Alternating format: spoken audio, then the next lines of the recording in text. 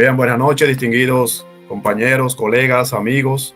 De verdad que para nosotros es un gran placer, un privilegio poder traer esta entrega de esta interesante charla que vamos a tener en esta noche con un conferencista de lujo, un hermano, amigo, profesor, maestro del área de la auditoría, de la contabilidad. En la noche de hoy, ustedes recuerdan que el mes pasado nosotros estuvimos hablando acerca del rol del auditor interno en materia de investigación de fraude, y creo que fue una conferencia extraordinaria que tuvimos ahí con nuestro querido profesor y amigo también que estuvo ahí compartiendo, nuestro hermano Gerardo Mateo, estuvo compartiéndonos esta importante charla. Y la noche de hoy nosotros quisimos como que continuar, diríamos como que la serie de este tipo de conferencias, de este tipo de charlas, y ahora con el tema, como ustedes pueden ver, la auditoría externa y su rol ante la investigación de fraude. En la noche de hoy tenemos a nuestro conferencista, invitado especial, que es el licenciado Cornelio Porras. Cornelio Porras yo creo que no necesita mucha presentación.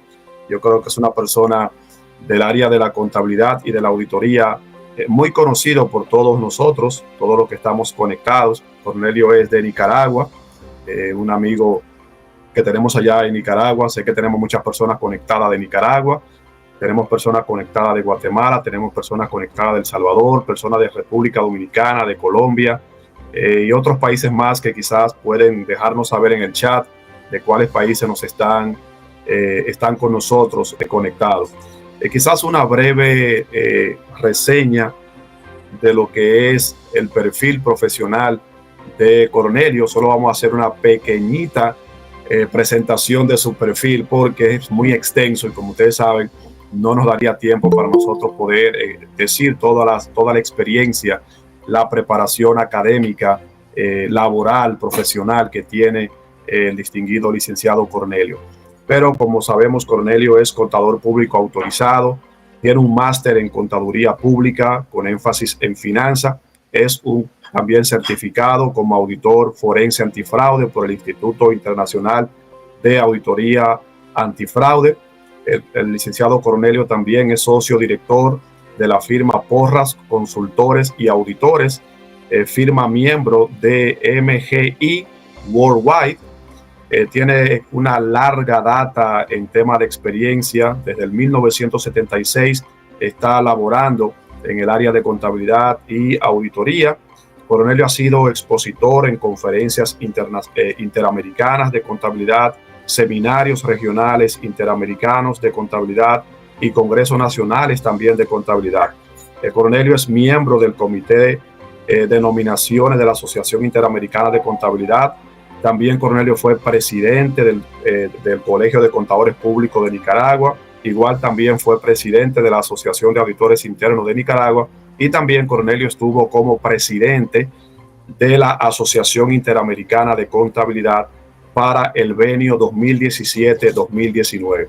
Entonces yo creo que tenemos una persona sumamente preparada y capacitada para impartirnos la charla que tenemos en esta noche. La temática, como ustedes saben, vamos a permitir que el licenciado Cornelio pueda desarrollar la charla que tiene para nosotros en la tarde, noche de hoy, y cuando él finalice, entonces vamos a tener una ronda de preguntas de aproximadamente unos 10 o 15 minutos. Le motivamos a que puedan escribir sus preguntas en el chat, o al final también igual pueden levantar la mano y el equipo técnico de FF Forensic Institute le va a estar habilitando el micrófono para que ustedes puedan pues compartir sus preguntas o comentarios. Así que para nosotros Forensic Institute es de verdad un privilegio poder darle la bienvenida en la noche de hoy al licenciado Cornelio Porras en esta charla titulada La auditoría externa y su rol ante la investigación de fraude. Distinguido hermano y amigo Cornelio, el escenario es todo suyo. Muchísimas gracias, Iván. Buenas noches a los organizadores de esta charla y autoridades del Forensic Institute. Para mí, pues, es un grato honor, ¿verdad?, compartir una conferencia para tener alguna retroalimentación, si podemos llamarle así, con la honorable audiencia sobre un tema tan importante como es la auditoría externa y su rol ante lo que es la investigación de fraude. Vamos a ir diciendo, ¿no? De acuerdo a la forma en que vamos a operar, el pasar el slide, una vez que yo termine de comentar, mencionar algunos aspectos que cada slide de la presentación pues trae en su contenido. Entonces, podemos pasar a la siguiente slide. La temática que vamos a estar abordando esta noche es, vamos a brindar algunos objetivos de la conferencia para ubicarnos en el contexto en el cual vamos a estar conversando en esta noche. La auditoría externa y aspectos conexos, vamos a estar hablando de la auditoría y algunos aspectos que se relacionan obviamente con lo que es la auditoría externa. Voy a comentar algunos casos no tan complicados, sino que algunos casos parte de la vida real que he experimentado para simplemente dar algunas ideas y sobre todo sentar en la mente de todo y cada uno de nosotros que estos de casos de fraude y dada la temática de la auditoría externa, pues definitivamente habrán casos en los cuales es casi como un poco imposible que la auditoría externa determine algún tipo de fraude y simplemente comentar de que si han surgido a la luz de detectarse pues estos fraudes ha sido por diferentes mecanismos o formas a como lo indican las estadísticas de organizaciones de fraude que definitivamente pues dan seguimiento a esta circunstancia. El rol de la auditoría externa pues ante el fraude y algunas reflexiones. Pasamos entonces a al siguiente slide. Como objetivo de la conferencia pretendemos que comprendamos el papel de la auditoría externa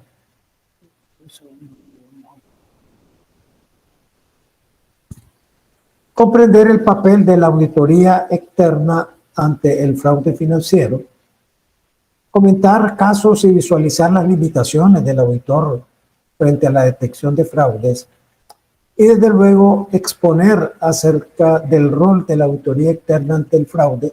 Nos vamos a basar en una de las normas internacionales que es específica para el auditor externo o el auditor que trabaja a través de una firma o de manera independiente para propósito de tener un cumplimiento de esa normativa, pero que a la vez nos da lineamientos para nuestro trabajo y que podamos documentar de una manera adecuada la posibilidad, digamos, de enfrentar esos riesgos de fraude y poder al final dar respuesta y ver si llegamos a una conclusión o una opinión de tipo calificada o no calificada, dependiendo de los resultados de la auditoría.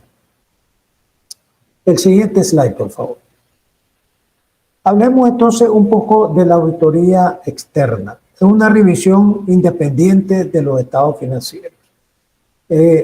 Normalmente un cliente solicita al auditor, a la firma o a un contador público independiente una propuesta de servicios de auditoría para examinar o revisar los estados financieros a una fecha en particular. Y por lo tanto, el auditor, la firma, pasa su propuesta y de ser aceptada, pues obviamente va a tener que desarrollar una cantidad de trabajo, todo con miras a lograr muchos objetivos para que al final, a la luz del logro de objetivos en diferentes áreas y componentes de los estados financieros, pues se logre llegar a una opinión, que como mencionaba, podría ser una opinión no calificada o opinión limpia, o una opinión calificada, dependiendo de los resultados o situaciones que pudiéramos encontrarnos en una auditoría de tipo de limitaciones al alcance o desacuerdos con la administración en la aplicación de la normativa contable que la misma institución o empresa sigue o tiene como base para elaborar los estados financieros, pero que en cierto momento se desvía un poco o no cumple con esa normativa, y ahí vienen los que le llamamos desacuerdos con la administración. Desde luego, la auditoría externa aporta credibilidad a la información contable. Todos sabemos que hoy en día, aunque un cliente, una empresa, solicita los servicios de una firma para realizar una auditoría, pues obviamente dirigimos ese informe al final a la instancia a la cual hemos quedado claro en nuestro memo de planeación a quién vamos a dirigirle ese informe. En condiciones normales podemos dirigirlo a la asamblea de accionistas y a la junta directiva de la compañía XSA, ¿verdad? O a la entidad, a la instancia a la cual hemos acordado o en el proceso de contratación quedó definido a quién se le va a dirigir el informe. Pero ese informe que le llega a los miembros de la junta directiva, a la gerencia general o a la asamblea de accionistas, sabemos que hoy llega a otros terceros. Le llega a un banco, posiblemente porque la compañía tiene financiamiento bancario, le puede llegar a un cliente porque es un cliente muy importante y dado el nivel de operaciones dentro de lo que es el proceso de la relación cliente-proveedor, pues obviamente el cliente requiere los estados financieros auditados. También le puede llegar a un proveedor importante porque el proveedor quiere saber cómo está la situación financiera anual al cierre de la empresa a la cual él le provee de recursos identificados con mercadería o bienes y servicios. También le puede llegar, obviamente, a las autoridades fiscales o le puede llegar, digamos, a la organización de trabajadores en el caso de que la empresa al final destina un porcentaje de las utilidades para distribuirle a los empleados. Entonces, hay una diversidad de usuarios que el informe de los auditores independientes llega a las manos, obviamente, de muchos usuarios, que en términos globales o generales en la profesión le llamamos el interés público. Y requiere independencia y objetividad. Uno de los, digamos, principios básicos o incólume de la profesión es la independencia. El contador público que ejerce de manera independiente, que trabaja como parte de una firma, la independencia es un factor fundamental en el ejercicio de la profesión. Con el nuevo código de ética que fue hace poco ya divulgado con fecha de corte del año 2024 y traducido con la venia del IFAC por la Asociación Interamericana de Contabilidad, organismo que está jugando un papel importante en apoyar, pues, como un organismo continental a la IFAC, pues ustedes podrán apreciar que hay una diversidad de artículos relacionados con la independencia. Está la independencia como la parte A y la parte B. La parte relacionada a los que trabajamos independientes y a los que trabajan de manera dependiente. Y desde luego también una diversidad de artículos que regulan la independencia en muchos aspectos, de tal manera que el código trae esa cantidad de artículos no por ser un simple adorno, sino porque hay muchas situaciones en relación con el servicio de la auditoría en la cual obviamente se debe regular, se debe indicar la forma de proceder en la parte de la independencia. Y la objetividad, desde luego, es otro aspecto importante. Sabemos que hay 5 principios básicos que nuestro código de ética a nivel de IFAC regula y que lo recogen normalmente en la mayoría de códigos de ética de los países, pero la objetividad se destaca por que el contador público, la firma, debe ser una firma que actúa con un grado de objetividad tremendo. Es decir, manejar su servicio, su criterio, ¿verdad? Conforme al servicio que está prestando, sin sesgo, sin ningún tipo de influencia de tercero, sino que simplemente evaluará, concluirá a la luz del buen criterio del equipo de auditoría y tratando obviamente de concluir de una manera en la cual no haya ninguna influencia tanto interna como externa de la empresa a la cual está sirviendo. Podemos pasar al siguiente slide.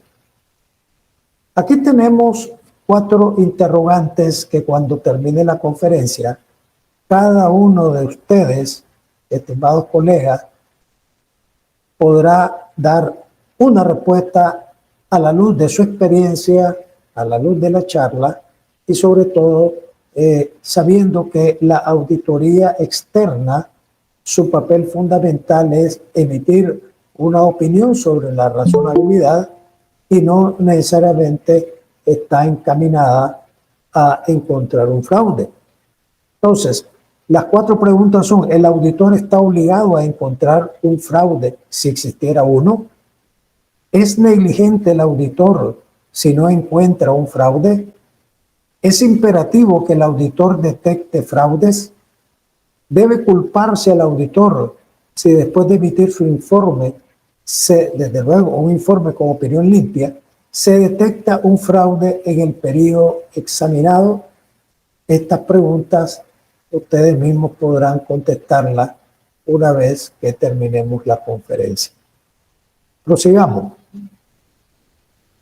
Hablemos un poco entonces de qué es el fraude financiero. Bueno, es una manipulación deliberada de información financiera en la cual nos podemos encontrar con los tipos de fraude contable, es decir, cifras que no presentan razonablemente lo que deben de presentar.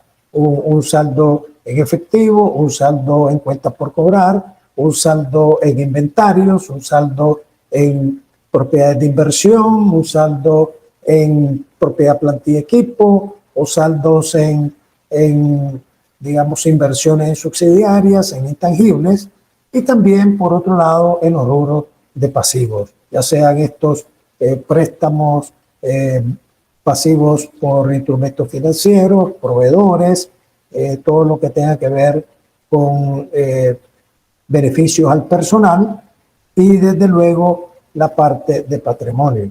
Entonces, esta parte de fraude contable, que en algún contexto hablamos de maquillaje de estado financiero, pues obviamente es parte de lo que puede suceder en una entidad, ¿verdad?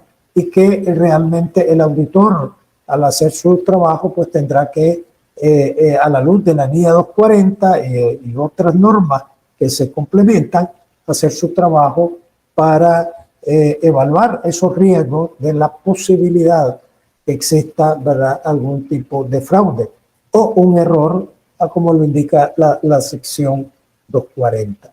La malversación de activos, que es el aprovechamiento de recursos de la entidad, en la cual, pues obviamente también ocurre en las empresas y que obviamente en algunos casos podemos darnos cuenta a través de los controles internos o quizás en otros tipos de abusos, ¿verdad?, o fraude, se dificulta un poco por la naturaleza, o ya no digamos cuando se da el famoso proceso de colusión, donde pues no hay el un control interno en el mundo que pueda prever el asunto de la colusión, porque es el juntarse personas claves que dominan procesos y en los cuales pues, obviamente se unen para cometer fraude en una empresa. Y desde luego la corrupción, ¿verdad? Que se puede volver a nivel interno. Recordemos que en esto de la parte de lo que es la auditoría forense, etcétera, tenemos una ruta que normalmente se sigue, como es el fraude, el proceso que se vuelve un ambiente de corrupción y que al final caemos en el lavado de dinero para poder obviamente legalizar todo aquel dinero que hemos obtenido de manera ilícita en una entidad. Pasemos al siguiente slide. Entonces, ¿qué pasa con el auditor frente a la posibilidad de fraude? Cuando contratamos, ¿verdad?, los servicios, es posible que algunos ejecutivos de la empresa tengan dentro de su perspectiva del servicio esperar que si hay algún fraude, este sea detectado por el auditor externo. Hace poquito, casualmente yo experimenté una situación similar en el sentido en que una empresa que tiene 3 años de operar comenzó a solicitar servicios de auditoría y una pregunta que hacía el gerente financiero era de que si al hacer la auditoría de estados financieros y hubiera un fraude que está oculto y no se ha dado cuenta nadie, que si la auditoría externa, pues obviamente lo detectaría. Entonces, pues se dan las explicaciones contundentes y vamos a exponer también unos párrafos que se ponen en la parte de las propuestas de auditoría o en los contratos para propósito de dejar claro la situación de la auditoría externa ante la situación de fraude. Porque sabemos que la auditoría no es una garantía absoluta de que vamos a encontrar un fraude y desde luego tenemos que poner fuertemente el ejercicio de nuestro juicio profesional para propósitos del enfoque del cumplimiento de las normas de auditoría y la parte de la sección 240.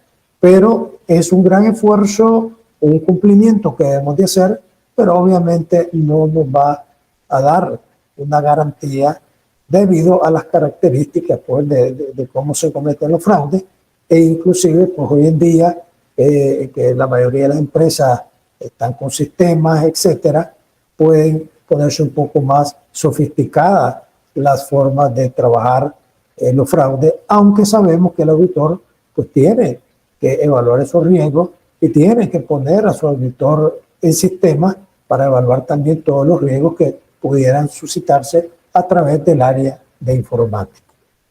Continuemos.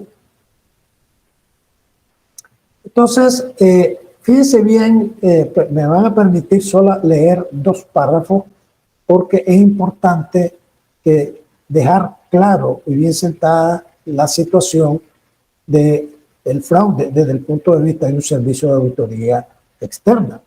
Entonces, un párrafo que agregamos es que dice de la siguiente manera: diseñaremos nuestra auditoría para obtener una seguridad razonable, pero no absoluta, de que los estados financieros en conjunto están libres de errores significativos debido a fraude o error. La seguridad absoluta no es alcanzable debido a las limitaciones inherentes a una auditoría, que junto con las limitaciones inherentes al control interno y las características del fraude, hacen inevitable el riesgo de que algunos errores de importancia no sean detectados, aun si la auditoría fue debidamente planificada y ejecutada de conformidad con las normas internacionales. Y este es un punto que no necesariamente se pone como que para que los auditores externos lo estemos curando en salud. No, es la realidad. es el hecho del servicio. Recordemos que el primer principio ético, ¿verdad?, de integridad, de acuerdo con el Código de Ética, habla de que el contador público debe ser honesto, íntegro, y entonces debe de explicar y exponer las circunstancias de su servicio, y no necesariamente que sea una forma de cubrirse. Es una realidad que vivimos y que sabemos, obviamente, no solo los contadores, los administradores, los informáticos, los que trabajan en producción, los que trabajan en ventas, están de alguna manera claros de que el fraude, en cierta manera, algunos pueden ser fáciles de detectar, de ocurrir, pero otros son muy sofisticados y que por lo tanto podemos sufrir un impacto de un fraude. Y en el caso de la auditoría, por muy planificada que sea la auditoría, no detectar. Entonces, culminamos con un párrafo en el siguiente slide. Las auditorías están sujetas a la limitación de que puedan no detectar errores significativos, fraudes u otros actos ilegales con un impacto directo y significativo en los estados financieros en caso de existir, debido a las características del fraude, en particular aquellos que involucran encubrimientos mediante confabulación y documentación falsificada. Una auditoría diseñada y llevada a cabo de acuerdo con las normas internacionales de auditoría podría no detectar un fraude significativo. Por otra parte, si bien un control interno efectivo reduce la probabilidad de que ocurran y no se detecten errores, fraude u otros actos ilegales, no elimina esa posibilidad. Por estos motivos, no podemos asegurar que se detectarán errores, fraude u otros actos ilegales en caso de existir. Sin embargo, les comunicaremos cualquier acto ilegal, error significativo o evidencia de que puede existir un fraude identificado en el curso de nuestra auditoría. Con estos párrafos creo que se queda claro que, por un lado, vamos a hacer nuestro buen trabajo, vamos a planificar nuestro trabajo, pero que debido a los aspectos fundamentales de las características, cómo se pueden cometer fraude, que el control interno puede estar muy bien diseñado, pero obviamente puede reducir la posibilidad de fraude, pero no la elimina. Y desde luego, cuando se dan falsificaciones o la colusión, pues obviamente no hay control interno del mundo que pueda prever que no haya fraude cuando se da este proceso de colusión. Pasamos al siguiente slide. Y es por ello, como pueden apreciar, distinguidos colegas en la pantalla, que de acuerdo con el reporte del año 2024 de la Association Certified Fraud Examiners, definitivamente los porcentajes que se muestran en los mecanismos de detección, la revisión o la auditoría externa es un 4%. Y esto pues es así porque no estamos, digamos, contratados para ir a buscar fraude. Nuestro servicio es definir desde un punto de vista, como lo vamos a ver más adelante, ver la posibilidad de que existan errores materiales o incorrecciones materiales en los estados financieros. Y eso es lo que perseguimos nosotros con nuestra planificación para el examen de los estados financieros. No obstante, la norma 240 nos obliga a prepararnos, a evaluar riesgos y hacer todo un proceso para evaluar la posibilidad de que identifiquemos situaciones o áreas en las cuales pudiera desarrollarse o estar latente fraude, para que podamos nosotros hacer nuestras pruebas. Y si a la luz de las pruebas no encontramos nada, pues qué bueno. Y si encontramos indicios o alguna transacción que no ha sido completada y que puede ser indicios de fraude, pues obviamente habrá que reportarla. Por lo tanto, la auditoría externa mantiene un porcentaje pues bajo, ¿verdad? Un poco mayor la auditoría interna, por lo tanto, en cuanto a el detectar, porque la auditoría interna, pues están los empleados, los funcionarios de la auditoría interna todo el año y tienen una cantidad de tiempo y una planificación durante todo el año para poder hacer el trabajo. Sin embargo, el auditor externo contratado y su tiempo, la auditoría puede durar un mes, puede durar mes y medio, 2 meses, 3 meses, dependiendo de la magnitud de la entidad a la cual él va a prestar el servicio, pero no más tiempo como lo tiene la auditoría interna. Continuemos. Ahí tenemos la información del triángulo, el diamante y el hexágono del fraude, no para explicar su contenido porque ustedes lo manejan muy bien, sino para destacar 2 aspectos importantes en la trayectoria de estos tipos de información relacionados con el fraude. Fíjense bien cómo desde que el señor Ronald Cressy en 1972 habló del triángulo del fraude a través de lo que es la presión, la oportunidad y la racionalización como características para cometer fraude el ser humano. En el diamante se agrega la capacidad, es decir, es un elemento ya que personas con mayor acceso a información, personas con un nivel de autoridad más alto en la entidad y personas que tienen conocimiento, pues les da el elemento de capacidad que, añadido a la presión, a la oportunidad y la racionalización, pues obviamente cometen fraude y se conforma lo que es el diamante del fraude.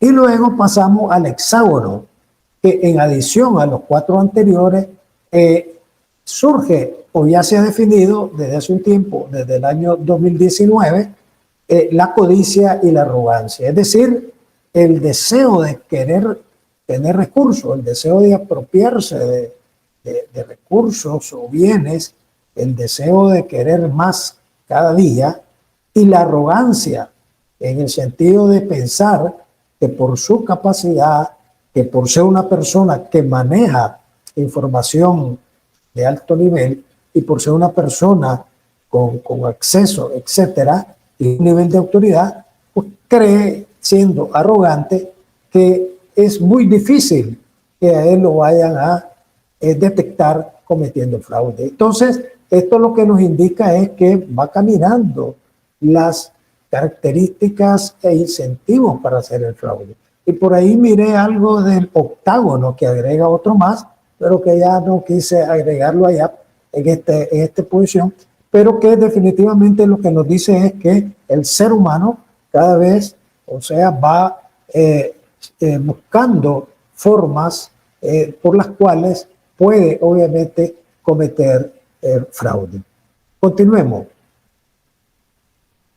Vamos a comentar algunos casos que he recordado en mi ejercicio profesional desde el año 1976, que inicié en una firma de contadores públicos acá en mi país, y que algunos de ellos, pues obviamente, lo hemos vivido desde un punto de vista del servicio de auditor externo e inclusive en una relación de auditoría interna.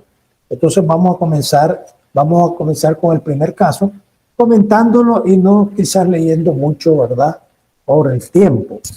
Este es un caso, por ejemplo, de una compañía en la cual vendía casas a personas de nivel un poco bajo, en el sentido, obviamente, de casas modestas en las cuales las personas iban a pagar a la empresa y en este caso había un cajero general, ¿verdad?, que es el que estaba encargado de emitir los recibos de caja y tomar el dinero para que al final del día, obviamente, pueda hacer su reporte. Esta persona lo que hacía era recibir el dinero y obviamente tendría que hacer una distribución de los recibos de caja, entregando al cliente el original, una copia para el informe de caja y una copia que se guardaba obviamente en el archivo de caja. Continuemos. También esta persona al finalizar el día pues preparaba el reporte. Normalmente el promedio de efectivo que entraba a caja era más o menos un 80% de los ingresos diarios. Y esta persona, pues lo normal era preparar ese reporte, todos los recibos de caja en secuencia numérica, con sus importes recibidos, totalizados, preparar el depósito y pues todo esto lo pasaba ya al asistente de la herencia financiera. ¿Qué hace el asistente financiero? Pues ver si la secuencia numérica está correcta, si los importes sumarizados da un monto de 100.000 y ese es el monto que está, ya sea todito en efectivo o la mayoría en efectivo y algún cheque, todo eso cuadra, pues obviamente autoriza y los ingresos de caja están correctos ese día hasta ese momento. Continuemos. El cajero en su momento renunció, ¿verdad? Y subieron a un empleado y en los subsiguientes días comenzaron las sospechas de este fraude debido a que obviamente ya después de un mes llegaba alguien a pagar y la persona de caja le habían pasado un reporte para que las personas que llegaban, pues obviamente alertarlos o decirles de que tenían alguna cuota o 2 cuotas atrasadas para que se pusieran al día, independientemente que pudieran haber mandado una comunicación a través de algún telegrama o algo. Recordemos que en los años 80 pues todavía no había mucha evolución, no había mucha evolución en todo esto ni existía el internet, etcétera, y los mecanismos eran cartas o algún telegrama, etcétera. Entonces, esa es la situación que se está presentando en ese momento cuando los clientes al pagar se le decía, mire, usted debe una cuota o debe 2 cuotas, y la persona dice, no, yo estoy al día, pues mire, aquí traigo mi último recibo pagado, etcétera. Pues el cajero tomaba nota de ello, sacaba alguna fotocopia o tomaba nota para propósito de reportar esta situación. Continuemos. Entonces, ¿qué es lo que ocurre? Para aterrizarlo un poco, lo que ocurrió fue que al cajero, en vez de darle un bloque, que es lo que necesitaba, o 2 bloques en el mes para emitir los recibos, pues le dieron una cantidad de bloques que involucraba pues una numeración extensa de recibos. Entonces, lo que hizo el cajero, viendo la cantidad de dinero, en qué fecha llegaba más gente a pagar, etcétera, porque el que va a perpetrar un fraude, pues conoce perfectamente qué es lo que está ocurriendo en el ámbito en el cual él pretende cometer un fraude. Y entonces, ¿qué es lo que ocurre? Que él, del último bloque que tenía, ¿verdad?, para ser usado en los próximos meses, comenzó de atrás para adelante en la numeración a emitirles recibos a los clientes. Entonces, esos recibos de clientes que emitía, él tomaba el dinero y de los bloques que estaban en uso normal, pues él hacía la liquidación normal del día. Entonces, mientras a lo mejor la numeración, digamos, de los recibos de caja iba por el 5.300, 5.200, pues obviamente la numeración desde el punto de vista de 6.000, 5.800, 5.700, son recibos que él emitía y tomaba el dinero. Él liquidaba, obviamente, el dinero, él liquidaba normalmente el día, lo entregaba y pues la persona que recibía miraba que toda la secuencia numérica era igual, correcta, en un orden correcto, y el efectivo, y por lo tanto, pues no había ningún problema. Continuemos. Entonces, al final de ese fraude, lo que se dio cuenta es que el haber dado bloques adicionales y no bloques que tuvieran, obviamente, que se pudieran usar en un mes y revisar, obviamente, hacerle un arqueo de esos bloques y mirar que estuvieran íntegros los que no se habían usado, etcétera. Bueno, no sé si ese trabajo se cometió ese fraude. Entonces, ese fraude es detectado por o confirmaciones que pueda hacer la auditoría interna o la misma dependencia de cartera, o en alguna medida alguna confirmación del auditor externo, y al recibir la referencia haberse pasado a la instancia correspondiente para buscarla y poder obviamente hacer las indagaciones y llegar al final a determinar el tipo de fraude. Pero se detecta cuando ya la persona pues ya prácticamente ya no estaba en la empresa y quizás a lo mejor ya no estaban en el país. Este segundo caso tiene que ver con el dinero que se apropia un vendedor. Hay empresas con muchas rutas, empresas grandes que venden mucho producto y que el vendedor es a la vez pues el cobrador que pasa por los clientes y procede obviamente a hacer obviamente algunos aspectos han dejado de comprar y por lo tanto ya tienen un rato, ¿verdad? A lo mejor clientes de su ruta, y entonces él comienza a facturarle a esos clientes, ¿verdad?, que no han pedido, y esos productos los vende a terceros, no emite facturas y por lo tanto ese dinero lo toma para su uso y parte de ese dinero lo ocupa para abonar, y comienza con lo que llamamos el jineteo de fondos. Al final, ¿cómo se detecta estas situaciones? Bueno, con confirmaciones de clientes que hace cartera, que hace la auditoría interna, ¿verdad? Y obviamente los clientes manifiestan que ellos no deben porque no han comprado, tienen rato de haberle dejado comprar a la compañía, y en ese momento comienzan las indagaciones y se llega hasta el proceso en que la persona ya confiesa el delito que ha cometido apropiándose de recursos de la empresa para propósito de su bien, su uso personal. Continuemos con el caso número 3. También, por ejemplo, el caso de colusión, de registrar un pasivo, ¿verdad?, y luego emitir el pago. Continuemos con el siguiente slide. En este caso que les voy a comentar, resulta que muchas veces hay que tener cuidado. En la parte de informática se da acceso a la persona que tiene que hacer algunos parches o algunas mejoras o algunas situaciones temporales de trabajo, pero que una vez que termina, a esta persona que trabaja en informática tienen que eliminar ese exceso. Pero ¿qué pasa? Que por descuido o negligencia o cualquier circunstancia, la persona no invalida ya ese exceso, sino que lo deja abierto. Y entonces este es el caso o el punto que le quiero exponer, en el sentido donde la persona que manejaba los datos y que era encargado de modificar los datos, lo que hizo fue obviamente acceder a la máquina de la persona encargada de registrar los pasivos. Esta persona obviamente registró un encargo a inventario con crédito a un proveedor, ¿verdad?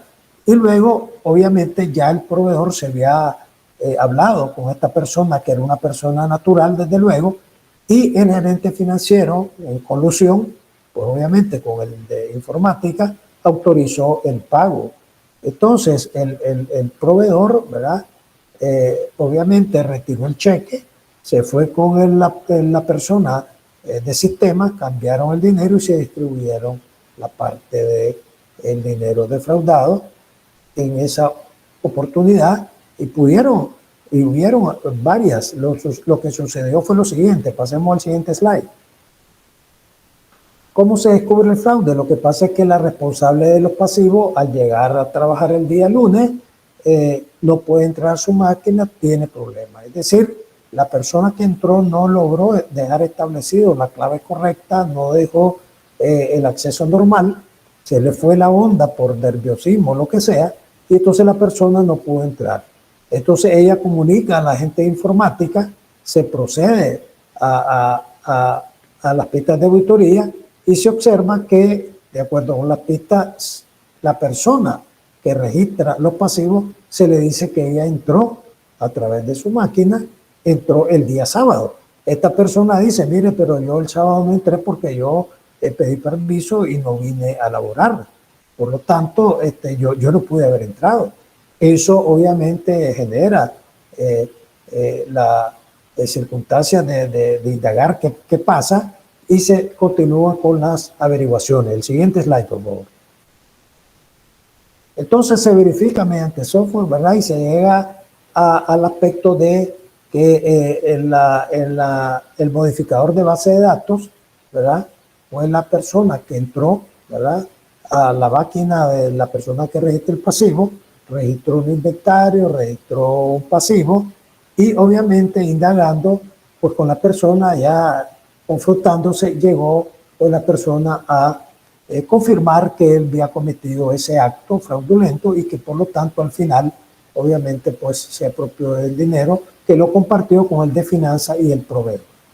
Entonces, fíjense bien que si esta persona ha tenido el cuidado de restablecer el password correcto, etcétera, pues no se hubiera dado cuenta la persona hubiera entrado muy bien a su máquina y esos fraudes que venía cometiendo, ¿verdad? Obviamente pues no hubieran podido detectarse si no hubiera sido por esa circunstancia o que en el continuar alguna otra falla hubiera ocurrido. Continuamos.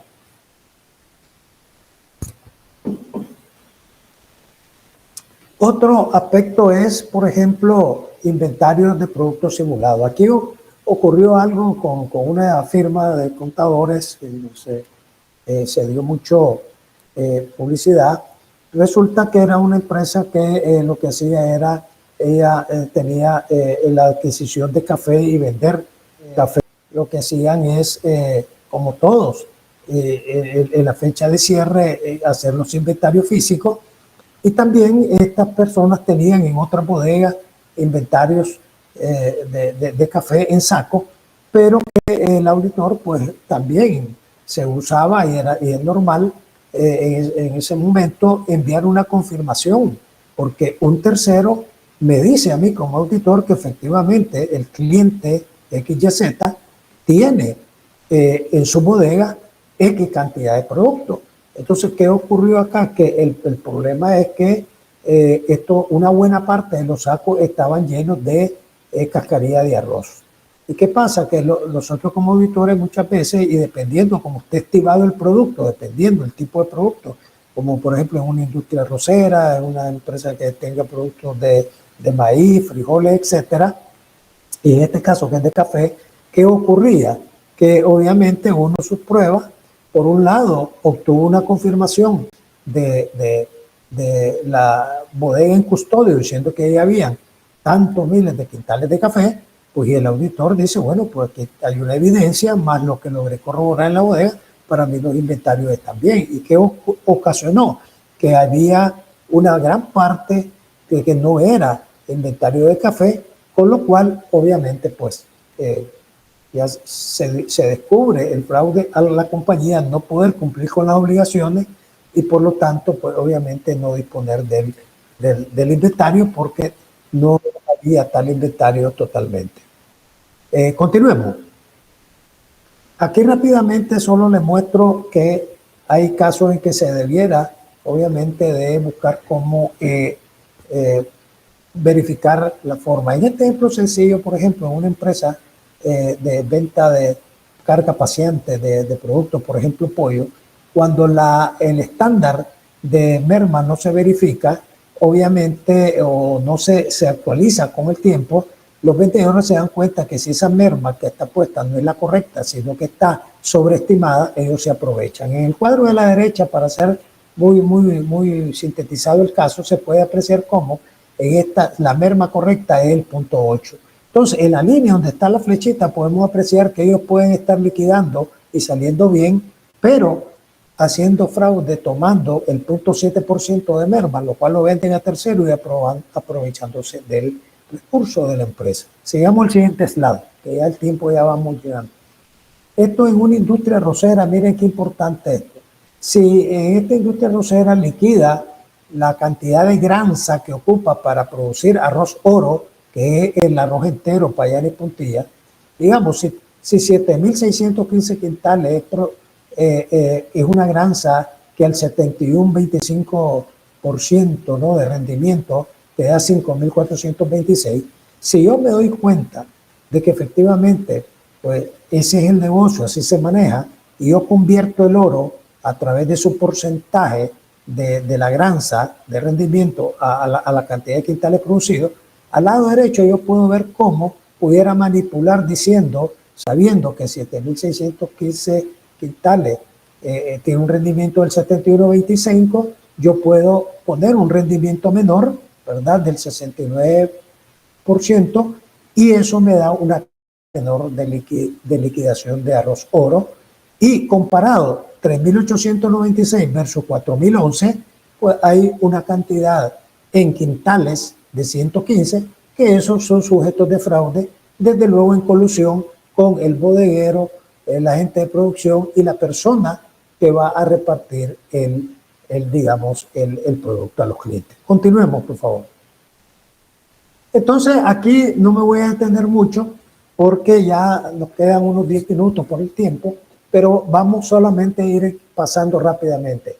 Veamos cómo tenemos el caso de Mackensen Robin, un problema que fue en el año 38, fue un boom en los Estados Unidos y desde luego, obviamente, estaba de una manera falsa o fraudulenta los inventarios y las cuentas por cobrar, lo cual obligó en ese tiempo al Institute of Accountants, hoy el ICPA, a normar que fuera de manera, digamos, exigido y un procedimiento que debiera hacerse como es observar los inventarios y confirmar las cuentas por cobrar. Continuemos. Tenemos el caso de Charles Ponzi con el esquema Ponzi, que obviamente originó 20 millones en esa época, equivalente a 250 millones actuales, con los cuales pues fue un fraude inmenso allá en Estados Unidos por el año 2020. Continuemos. Equity Funding Corporation, falsificación de seguros de vida, y eso ocasionó un impacto de 2.000 millones auditado al día de hoy. Y un elemento importante, fíjense bien, la auditoría interna estaba coludida para apoyar obviamente ese fraude. Continuamos. ZZ Best Company, otro fraude relacionado con la empresa de Barry Minkoff, una empresa ficticia de limpieza, donde se inflaron ingresos y contratos, siendo el fraude de 100 millones de dólares. Continuemos.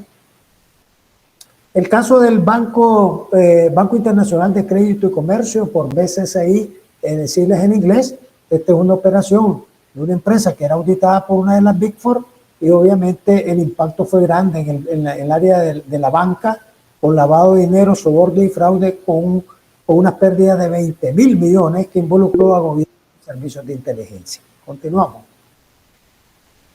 El Enron, que ya sabemos, contabilidad fuera de balance, ingresos inflados, 74.000 millones.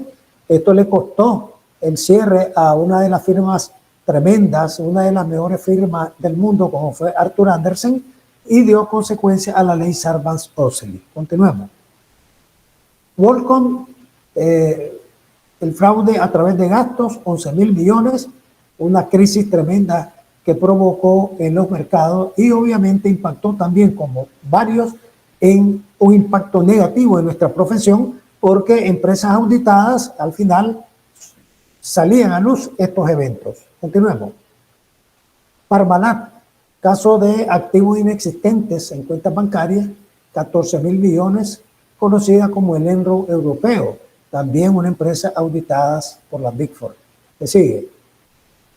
Bernard Madoff ocupó el esquema Ponzi y defraudó con 65.000 millones de dólares, fue sentenciado a 150 años de prisión. Continuamos. Satyan Computer, el fundador Ramalinga Raju, pues obviamente admitió haber inflado el efectivo que está por cobrar por 1.000 millones de dólares. También empresa auditada, pero surge a luz todo este problema que impactó en la confianza del sector tecnológico asiático. Continuamos con Wirecard, también auditada por una de las Big Four, 1.9 mil millones inexistentes. Esto impactó al BaFin, que es el organismo alemán supervisor, y también un escándalo de grandes dimensiones. Continuamos.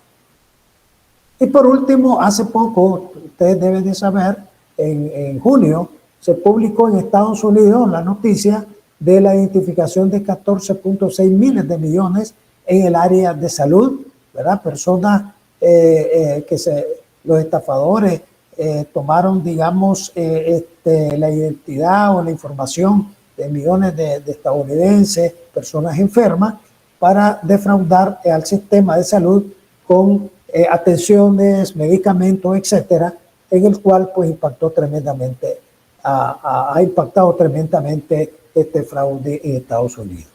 Continuemos. Entonces, las consecuencias fueron sanciones penales y quiebras masivas. Luego surgió la ley Sarbanes-Oxley, mayor vigilancia de los reguladores como la SEC, BaFin y la PCAOB en Estados Unidos, y la revisión de las normas de auditoría, que como ustedes saben, salió el proyecto de claridad y luego reformas adicionales a las normas para ir fortaleciendo siempre esa exigencia de nuestras normas en la profesión. Continuemos. Entonces, el rol, para ver la parte final del auditor externo, yo lo voy a enfocar desde el punto de vista de la norma 240.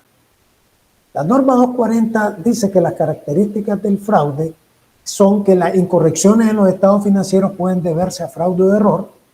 A efecto de la NIA, el auditor le concierne el fraude que dé lugar a incorrecciones materiales en los estados financieros. Es decir, mi efecto fundamental de auditor en mi mente es determinar incorrecciones materiales en los estados financieros. Si a mí me dicen que hay 20 millones en el efectivo, yo me voy a asegurar que existan 20 millones en el efectivo. Si me dicen que las cuentas por cobrar neto de una estimación son 35 millones, yo me voy a asegurar que la medición inicial y posterior de esas cuentas estén correctamente y que su evaluación sea correcta a través de una estimación debidamente calculada.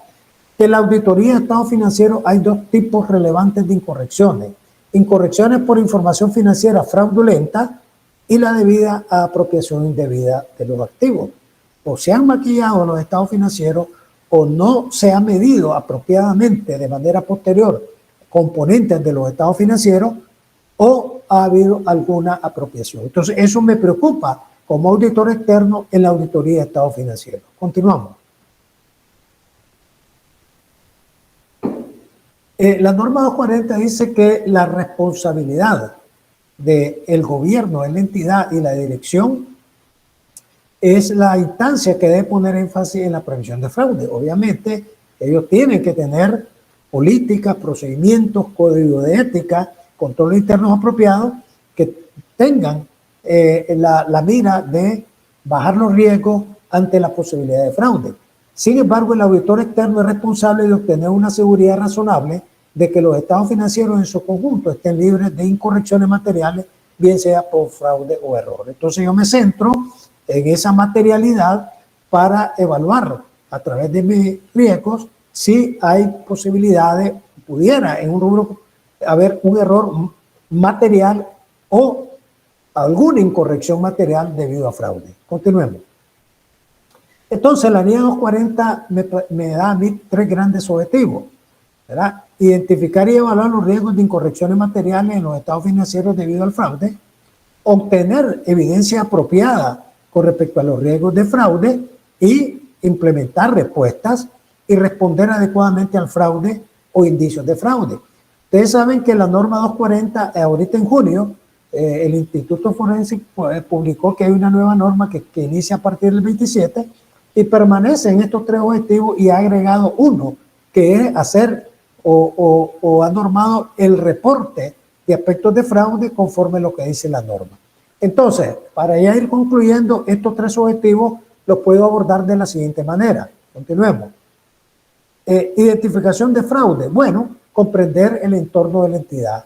No es lo mismo un banco, una microfinanciera, una entidad cooperativa que esté regulada por un regulador o una industria o una entidad comercial. Entonces, ese entorno es importante que yo lo identifique para poder hacer mi evaluación, evaluar las pretensiones, oportunidades y racionalizaciones que yo observo a través de los ejecutivos o la alta administración y buscar indicadores de fraude, tales como metas financieras agresivas, controles internos deficientes, cambios frecuentes en las estimaciones. Las estimaciones es una de las áreas más riesgosas del auditor porque dependen obviamente de factores y variables que se usan en las estimaciones y el problema no son esas variables, el problema es que se estén cambiando o se estén queriendo ajustar para favorecer el monto de las estimaciones y dar pauta a menos gasto en los resultados.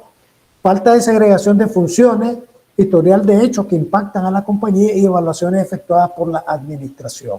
Un aspecto muy importante en la meta es que muchas veces empresas grandes con sistemas robustos de sistemas como ERP, como GD Edwards o SAP, etcétera, empresas que tienen que vender productos que tengan en existencia. En caso contrario, no se puede realizar las ventas. Y en estas empresas, aprovechando esa circunstancia y habiendo presiones, se pueden registrar ventas que en los siguientes meses con los clientes claves, pues se van a ir ajustando poco a poco. Y en el transcurso del mes se van registrando ventas que no son reales, ¿verdad? En el mes, pero que se van ajustando en los meses subsiguientes hasta lograr antes del cierre poder cuadrarla, lo cual le origina problemas a veces a las empresas. Continuemos. La otra parte tiene que ver con la evidencia. Voy a tener que diseñar procedimientos específicos, entrevistas con él y hacer evaluaciones del entorno de control de la empresa, procedimientos analíticos, sustantivos, confirmaciones externas y revisiones de asientos contables y ajustes manuales.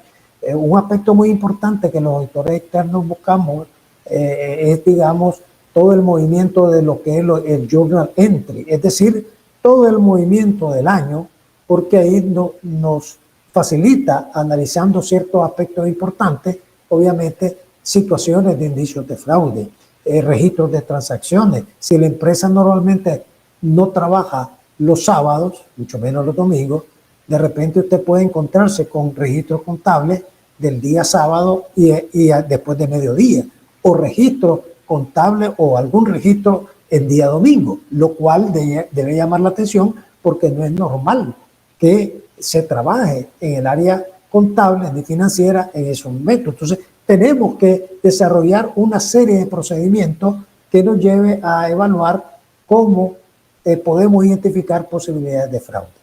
Continuemos. Y finalmente, responder adecuadamente. Bueno, vamos con base a todo ese enfoque que hemos hecho, si tenemos indicios, hay que expandir las pruebas y procedimientos, hay que documentar la evidencia y acciones tomadas que hemos desarrollado y evaluar implicaciones sobre la opinión de la auditoría. Y este es un aspecto muy importante, conforme lo que mencionamos al inicio.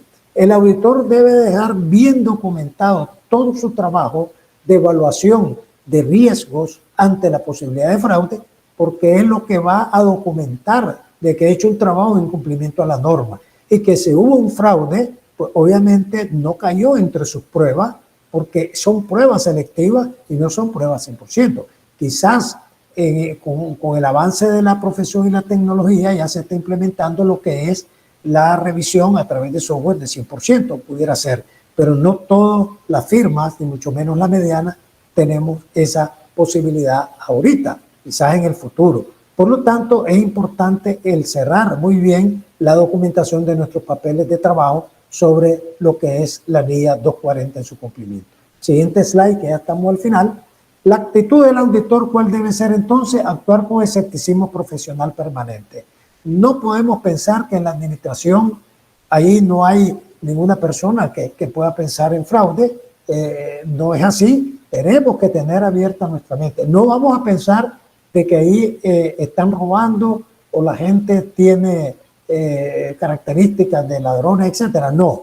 Lo que estamos hablando del escepticismo profesional es que no debemos descartar la posibilidad de que hayan errores o irregularidades, ¿verdad? Y que por lo tanto esas incorrecciones fuertes, materiales, puede deberse al fraude en la entidad.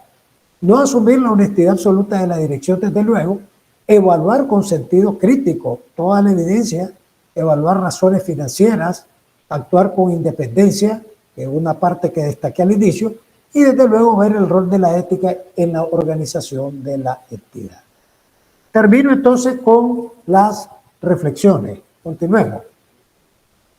La auditoría externa puede apoyar la disuasión del fraude, claro, porque en la medida en que las emisiones trimestrales y llegando, la sola presencia del auditor no deja de impactar al perpetrador o al posible perpetrador de fraude, porque dice que trimestralmente están revisando, los auditores aplican procedimientos, entonces la probabilidad que me descubran, dice, pudiera ser, ahí estar latente. Entonces, de una manera muy importante y a través de otros mecanismos, la auditoría externa puede disuadir el fraude.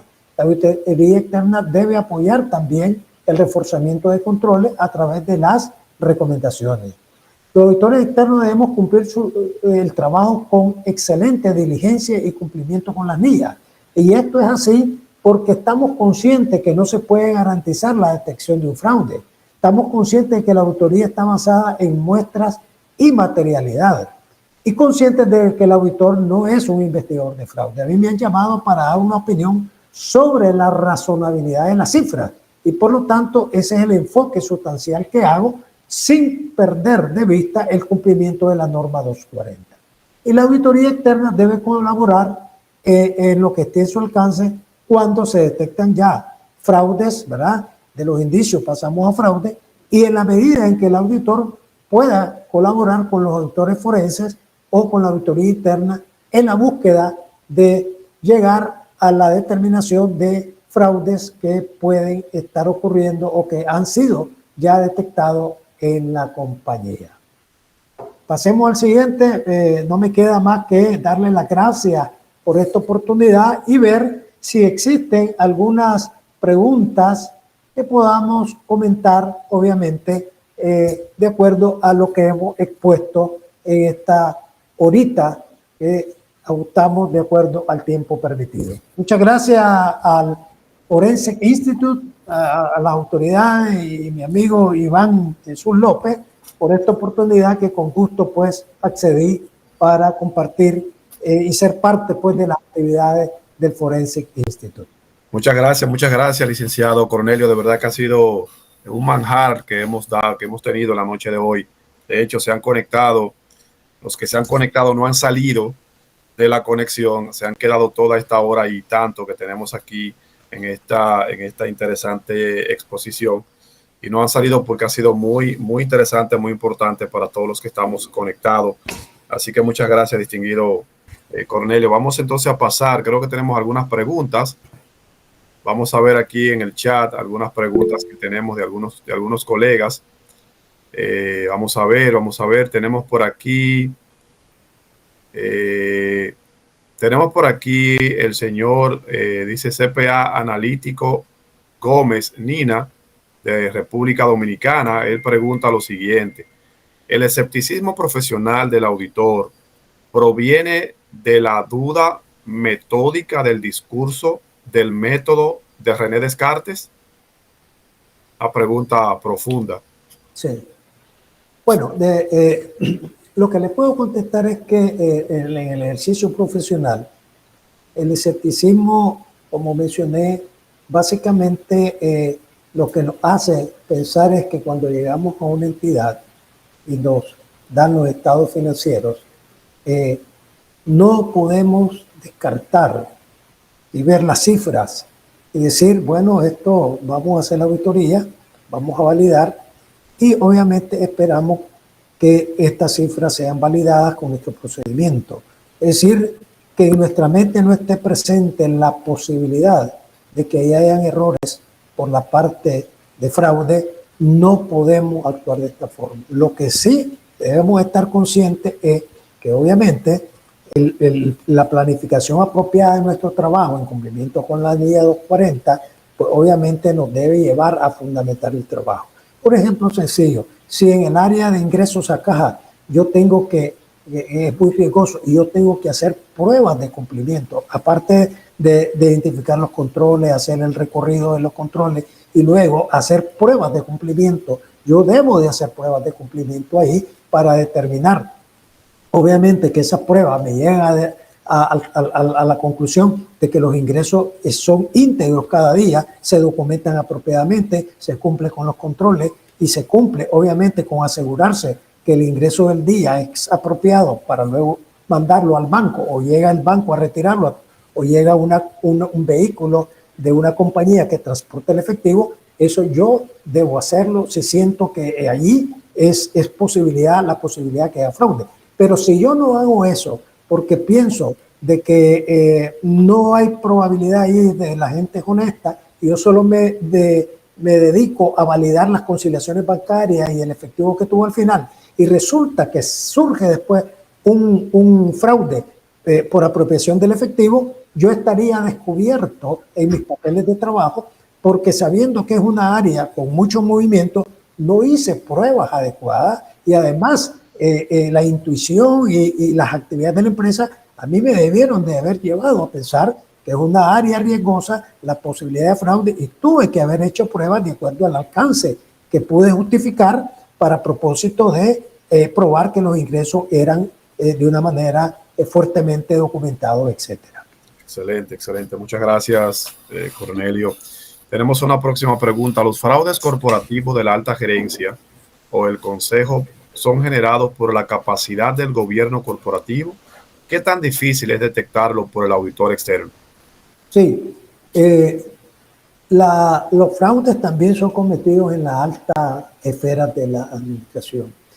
Y ahí hay que tener mucho cuidado porque resulta que en muchas circunstancias esta persona, por ser de alto nivel, podemos caer en el acto de colusión.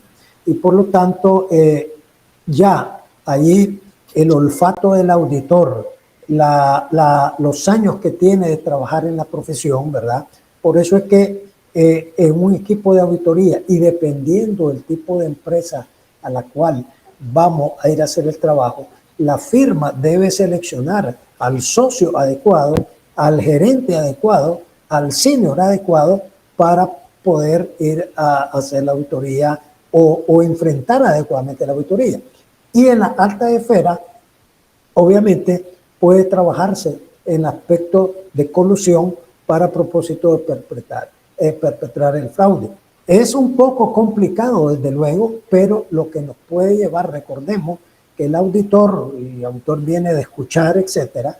Muchas veces el auditor tiene que tener la habilidad para poder captar de repente con personas, con el contador, con el mismo financiero, con el de venta, aspectos que los pueden llevar a pensar de situaciones que pueden estarse cometiendo en la alta administración. Y es allí donde, dependiendo de lo que escuchemos, entonces poder buscar los mecanismos a través de la auditoría para poder ver si se llegan a esos indicios, porque de lo contrario es difícil, obviamente, encontrarlo.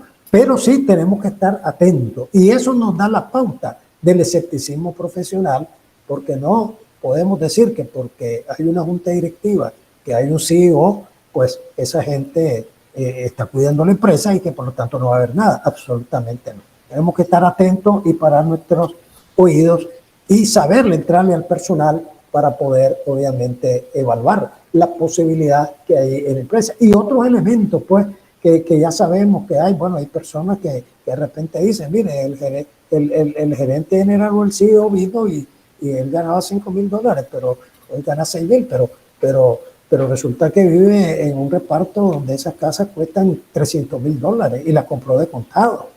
Y él no tiene más recursos que aquí. Entonces uno ahí para la oreja, como decimos, y habría que averiguar y buscar mecanismos para ver si podemos lograr identificar esos indicios y la posibilidad de fraude en la alta administración. Excelente, excelente. Tenemos varias preguntas. Vamos a leer dos más en el chat, distinguido Cornelio, y luego vamos a dar paso a los que tienen la mano levantada para por lo menos dar dos oportunidades a los que tienen la mano levantada. Tenemos una pregunta muy interesante que nos hace la licenciada Alexandra de Jesús, desde República Dominicana. Ella dice, ¿hasta dónde puede llegar el rol del auditor externo ante un hallazgo de fraude? Bien, cuando nosotros encontramos un hallazgo de acuerdo a las normas, lo que tenemos que hacer es reportarlo inmediatamente a la administración. Reportarlo a la administración en el sentido de que ella es la que debe tomar la decisión y dependiendo, ¿no?, del indicio o lo que estemos encontrando, para que sigan las acciones correspondientes. Esto nos lleva a pensar, y dependiendo de lo que estemos encontrando, qué va a pasar con nuestro informe de auditoría, ¿verdad?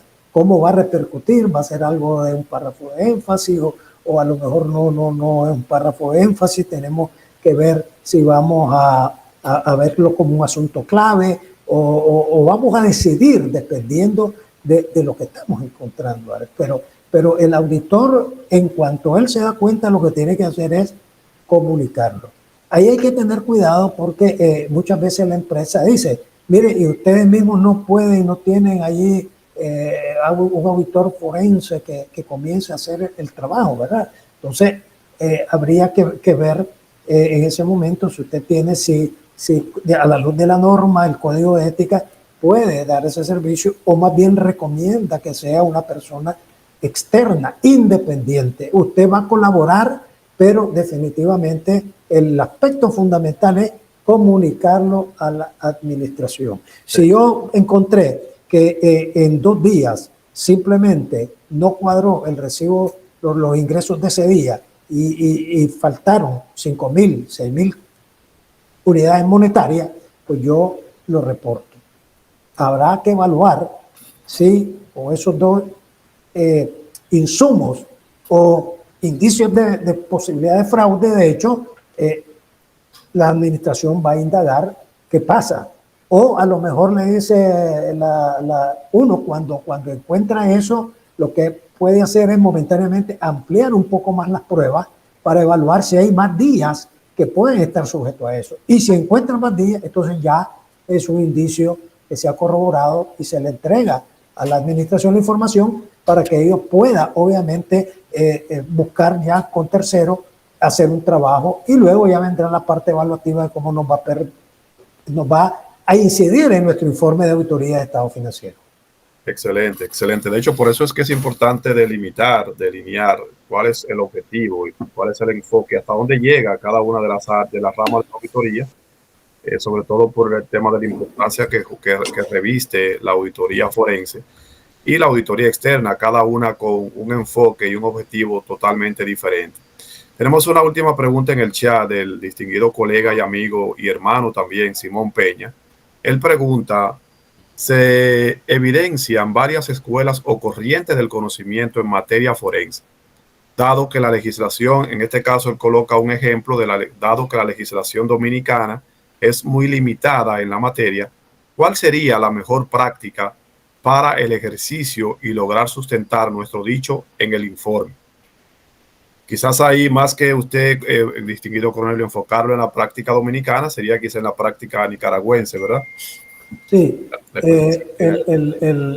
en Nicaragua existe, obviamente, como usted sabe, los aspectos que tienen que ver con aspectos de fraude, lavado de dinero, etcétera. Hay una digamos, el Código Penal, es decir, leyes que regulan todos estos aspectos que se pueden dar. El auditor debe, recuerde que el auditor dentro también del Código de Ética y la misma normativa, hay aspectos que tienen que ver con cumplimiento con leyes y regulaciones aplicables.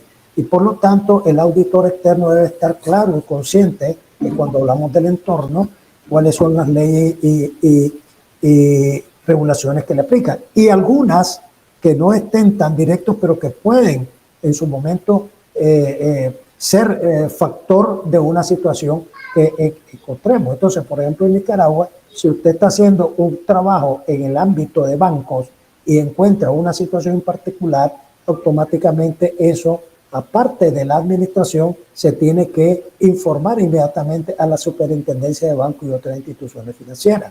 Si usted está haciendo una auditoría en las microfinanzas, en una microfinanciera, automáticamente debe ser a la compañía que regula las microfinancieras en Nicaragua. Si usted está en la Contraloría General de la República, por efectos de usted está registrado en la Contraloría y asume un trabajo en el sector gubernamental, usted se vuelve un auditor gubernamental en ese momento y debe cumplir con todas las regulaciones de la Contraloría, incluyendo el manual que está vigente a partir del año 2023 o 24, perdón. Entonces, cualquier circunstancia que surge en la Contraloría, un cliente del Estado automáticamente también se reporta a la Contraloría y ella viene pues todo el trabajo de indagación, etcétera, etcétera. Entonces, lo importante es ver que ante el fraude, a dónde es que vamos a permear nuestros informes, ¿verdad? Y poder, obviamente, cumplir. Un último aspecto, por ejemplo, como entiendo a lo mejor en Dominicana, igual en Nicaragua, nosotros los contadores públicos somos sujetos obligados por ley. Nos autorregulamos a través del Colegio de Contadores Públicos de Nicaragua, porque a través de la UAF y la ley facultaron al Colegio de Contadores Públicos. Entonces, el auditor que observa una situación de operaciones inusuales tiene que mandar un informe, un ROI, al colegio. El colegio evalúa y dependiendo de esa circunstancia, él lo envía a la UAF y a la UAF tendrá que hacer, pues aquí se llama Unidad de Análisis Financiero, UAF, en otros países similar o cambia el nombre. Entonces, lo importante es que como auditor externo sepamos el camino a seguir cuando nos encontremos en una situación fraudulenta, dependiendo del cliente en el cual estamos operando. Excelente, excelente. Muchas gracias, distinguido maestro.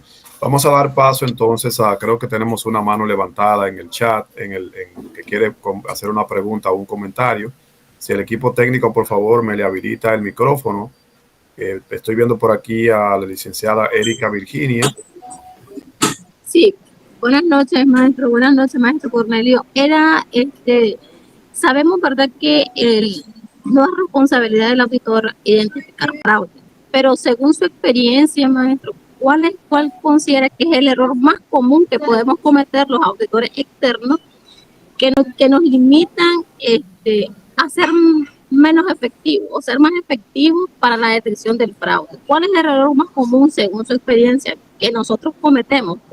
Pregunto esto porque los que estamos iniciando en esta profesión, ¿verdad?, de las autoridades externas y más en el sector gubernamental, que es mi experiencia, pues me gustaría saber cuáles son esos errores, ¿verdad?, más comunes para tratar de evitarlos y ser más efectivos al momento de identificar los posibles fraudes durante la realización de una auditoría. Gracias. Muy bien. Uno de los aspectos fundamentales que lo hemos hablado en esta noche es no actuar con el escepticismo profesional. Ese es número uno. Dos, tenemos que estar preparados. Los auditores, en la firma, debe haber capacitación en la parte de lo que es la norma 240, indicios de fraude, porque en la literatura vamos a encontrar cuáles son indicios de fraude en los estados financieros como tales, pero también tenemos situaciones de indicios de fraude en los componentes de los estados financieros, en efectivo, cuentas por cobrar, inventario, propiedad, planta y equipo, ¿verdad?, pasivo, en estimaciones. Entonces debemos estar capacitados en esos indicios para cada uno de los componentes. Y cuando nosotros vamos a una auditoría de estado financiero, vemos cuáles son los componentes más relevantes, más impactantes dentro de la empresa, y pues obviamente ahí vamos a evaluar precisamente los riesgos de posibilidad de fraude de esos componentes. Si en una compañía yo tengo otros activos que valen 10,000 córdobas, pues yo no le voy a poner mente a eso. Posiblemente esos 10,000 córdobas son el depósito de los servicios de agua, de luz y de alquiler o de algunas cosas, ¿no? Pero si al final se malversan esos 10,000 que están ahí fijos, pues obviamente pues no es tan impactante. Pero si le voy a ir a las cuentas por cobrar o a los inventarios, es un aspecto muy importante. Ahora, por ejemplo, hay negocios que debemos de estar claros y y que la posibilidad de fraude. Un ejemplo sencillo, pues, porque ya el tiempo ya se nos creo está agotando. Cuando nosotros vamos a una constructora grande y que tiene proyectos en muchos lugares, por ejemplo, ubicado en Nicaragua, pues tiene proyectos en Masaya, en Granada, en Rivas, en Sabana Grande, etcétera. Una condición importante que hacen los auditores es que el riesgo fuerte es en lo que es la sección de nómina y personal. Procesos de contratación, procesos de ver que realmente se dé de alta apropiadamente a una persona que está trabajando en un proyecto, su salario, ¿verdad?, etcétera, su expediente, y hacer, dependiendo, inspecciones físicas para llegar un día de pago de nómina. Y si en ese día de pago de nómina no se le pagó a 2 o 3 trabajadores, pues obviamente el que paga tiene que agarrar ese dinero, reportarlo, regresarlo a la empresa, puede ser que al área financiera, caja, y debe haber políticas en las cuales el empleado tiene que llegar. Normalmente usted sabe que se pagan los fines de semana, ¿no?, los sábados. Pues el lunes debería llegar esa persona. Entonces el auditor tiene que estar pendiente y dando seguimiento. Cuando venga la persona a cobrar, yo tengo que estar ahí presente para que él se identifique con su cédula, ¿verdad?, y ver que efectivamente falló por tal situación o algo. Entonces, ese ejemplito que le estoy poniendo en una empresa constructora, eso es clave que debemos de hacerlo, y eso te lo da las pautas de posibilidades de fraude en uno de los rubros, mala experiencia. Y así como enfoqué ese ejemplo, pueden haber en otros componentes de los estados financieros a los cuales debemos entonces de cumplir con esos procedimientos para propósito de minimizar. Ahora, si en ese caso de la constructora yo llegué, fui a 3 proyectos y todos se pagaron y todo salió bien, pues obviamente pues, se cumplió mi prueba. Que haya posibilidad posteriormente de que realmente haya empleado fantasma, puede ser, pero yo ya cumplí con mis procedimientos de hacerlo. No cayó ese día, ni modo, pero puede ser que en el día que yo llegué pudo haber que ha ocurrido que 3 no llegaron a pagarse. Y aún así, aunque no llegaron el lunes y verifiqué que fueron por enfermedad, por cualquier cosa, y llegaron y corroboré con recursos humanos que son empleados, etcétera. Entonces, ya cumplí con mi proceso. Entonces, hay que tener esos inputs de posibilidades de indicios de fraude en los diferentes componentes.